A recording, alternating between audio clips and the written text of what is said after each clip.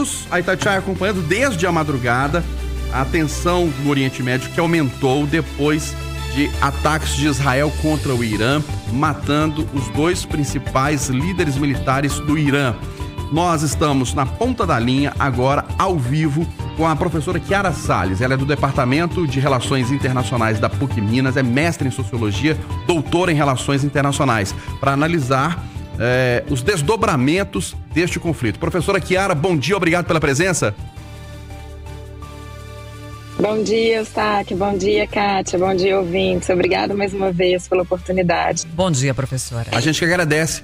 A avaliação da senhora, que rumos podem tomar esses conflitos, né? Esses ataques. O Irã promete retaliar, já lançou drones contra Israel, muitos foram abatidos, enfim. Que rumos que esses problemas podem tomar, professora? Eustáquio, a gente está vivenciando um momento tenso, né, no mundo de maneira geral.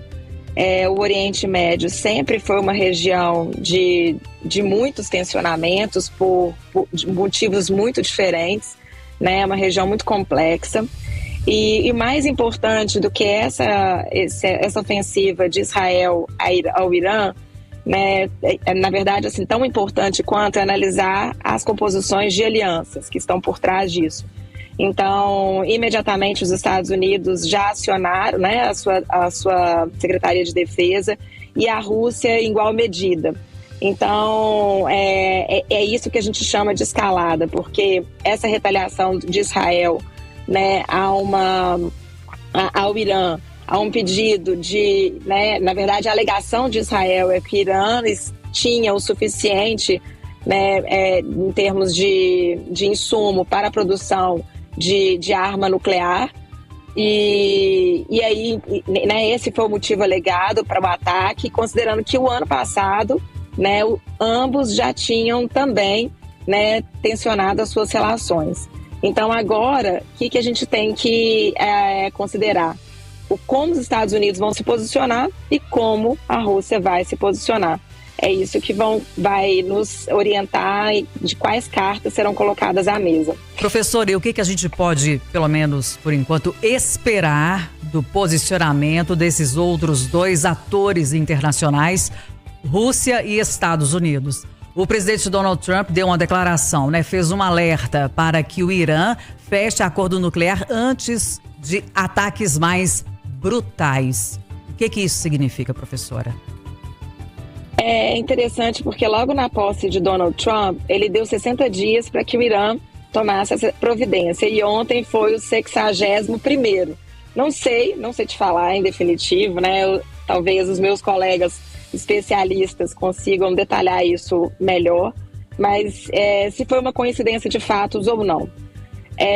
Essa pressão em relação ao Irã, ela já é antiga, né? Haja vista a própria guerra Irã-Iraque foi um desdobramento de uma pressão internacional dos próprios Estados, né, dos Estados Unidos mesmo, para que ele desistisse dessa produção, né, de armamento nuclear. E o que a gente pode esperar, na verdade, é assim, ficar atento, muita cautela, porque se escala, o que teremos na mesa aí é Estados Unidos e Rússia, né? Rússia, com certeza, convocando seus respectivos aliados, e os Estados Unidos igualmente. Então, eu nunca gosto de falar assim, estamos prestes a entrar numa terceira guerra mundial, porque né, de conhecimento de todos que uma escalada dessa natureza é o fim da humanidade. Então, por isso que... E é interessante, né, muitas coisas passam, né, relações internacionais é legal por isso, que é um grande jogo de xadrez.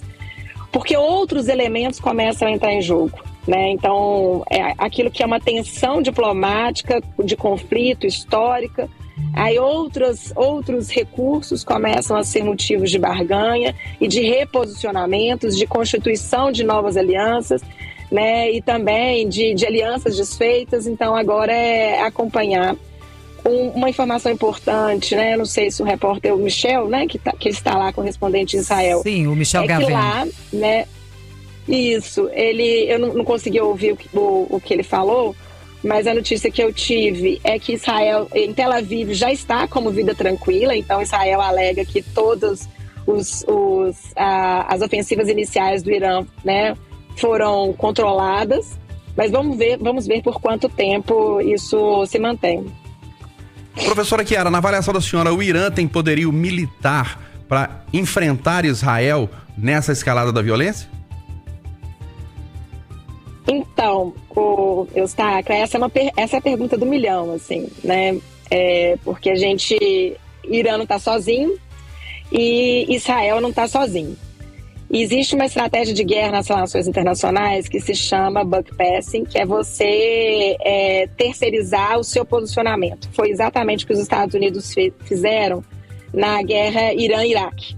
Então, os Estados Unidos, tendo o Irã como grande rival, municiou o Iraque para que ele atacasse diretamente o seu grande rival. E aí o motivo histórico, né, o motivo já era justamente a beligerância nuclear. Então esse é o ponto, né?